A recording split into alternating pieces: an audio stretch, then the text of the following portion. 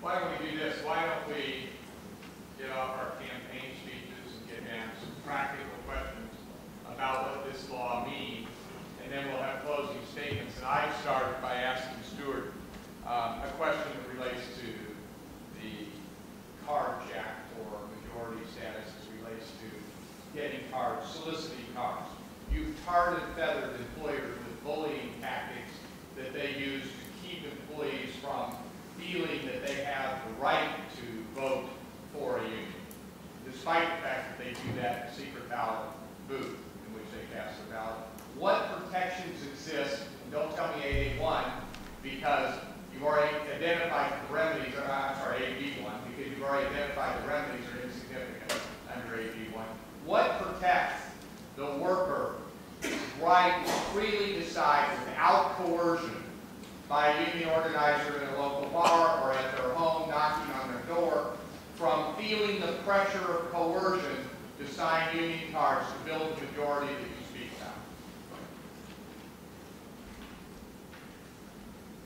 about? I thought I was just debating Randy Johnson. In the whole history of the Act, there are 42 cases of proven union intimidation as it relates to card signing. That's 42 cases in 74 years. Last year, 30,000 workers were illegally discriminated against for supposedly legally protected union activity. The question you raise is a red herring. It has no basis in reality. Union organizers do not intimidate workers. You cannot build support for a union by intimidation.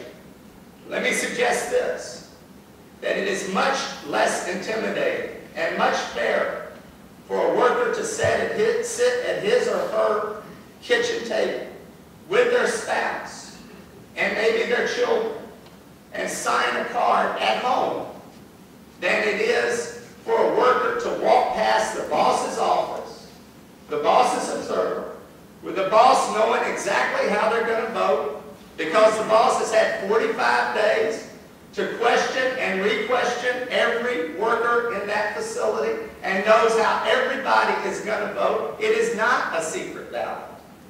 And it is much less intimidating to make that decision in the comfort and security of your own home than on the boss's turf.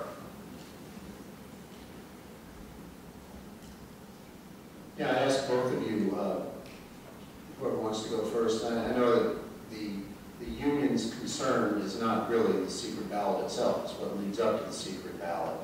What provisions are there in the Act that are either agreed to or opposed by the Chamber and organized labor that would protect the secret ballot process in the event that employees want to have a secret ballot as opposed to a card check?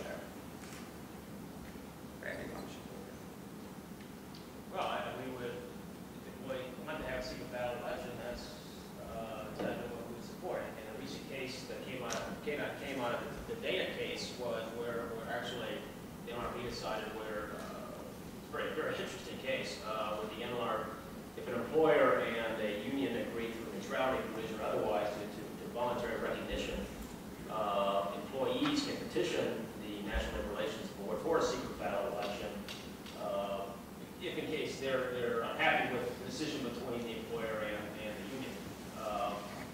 So we certainly support that approach, and if we, in that light, we support current law, secret ballot. Well, are there provisions in the Act that streamline the election, or the proposed legislation that streamline the election process in the event there is an election elected? No, some have talked about putting a requirement in what you call a quickie election or a deadline for an election where the Senate inspectors talk about this, where from the time that the request for the secret ballot election is filed by the employer, that the election must occur within, I'm not sure what Senate inspectors say, I'm not sure if it's 15 days or most elections occur within 45 days, somewhere like 52 days. But that's the kind of provisions people are talking about in Capitol Hill to, you might say, expedite. I think the average number is about 45, and the important people would likely be comfortable with that, but I'm not going to, I don't want to try to negotiate compromise. No, here. not. Right.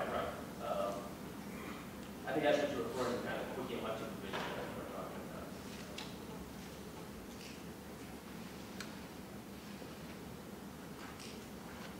I'm just not going to discuss strategy or discussions about this bill that are taking place in private with Senators on Capitol Hill. I will say that we are not negotiating the passage of this bill with the Chamber of Commerce and the National Association of Manufacturers. We are talking to the White House weekly. We're meeting with senators every day, and we are proceeding to pass this legislation. Randy brought up Dana Corporation. Let me bring up another example. 50,000 workers got a union at AT&T Mobility because AT&T Mobility decided that they did not want a conflictual relationship with their workers and decided to respect their workers' right to form a union free of intimidation, harassment, and delays. 50,000 workers got a union at AT&T Mobility by majority sign-up, and there has not been a single petition out of those 50,000 workers to the NLRB for a secret ballot election. 50,000 workers. Why don't Rick and I each do one more question, and then we'll take respectful questions from the audience. The next question that I would address to both of you, and this, by the way, isn't a debate by me, Stewart, because I don't get a chance to respond to you. But in any event, the question I pose to both of you is that some would assert that the genius of 8A5 is that it forces compromise by both sides in current bargaining because they necessarily come to middle grounds. What the concern, and therefore the question I have for you is, the concern is in first contract arbitration, the parties will stay safely short of the middle in order to leave it to the arbitrator so that they not expose their cards and give away more than either side thinks they ought to give away. And that seems to undermine 8A5 and the duty to compromise and bargain in good faith. Would both of you comment on how you view EFCA as far as it relates to a first contract negotiation? Well, let me start by saying, when you're talking about the genius of 8A5, there was a time in America where workers could freely strike if they couldn't get a first contract. That time is gone. The board has now ruled that while you can't fire workers for striking, you can permanently replace them. And it's just an example of how ridiculous American labor law is today. I wish somebody would explain to me the difference between firing somebody for going out on strike and permanently replacing somebody for going out on strike. There is no incentive for employers to negotiate in good faith for a first contract. Let me tell you what happens, why 40% or 42% of workers don't get a first contract when they form a union. Because it's very easy for the employer to stall. It's very easy for the employer to surface bargain. It's very easy for an employer to drag his or her feet. It's very easy for $700 an hour lawyers to fleece employers, draw it out, and get to a year.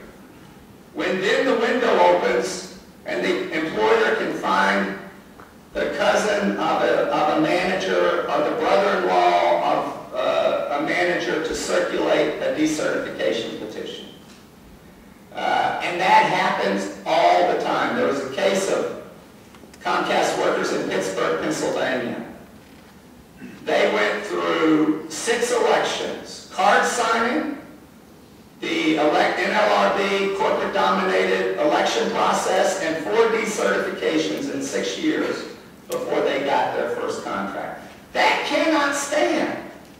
We have to find a way to incentivize real good faith bargaining to a fair first contract. And the way we think that is to provide for mediation and arbitration. So I would respectfully answer that the genius of 8A5 no longer applies.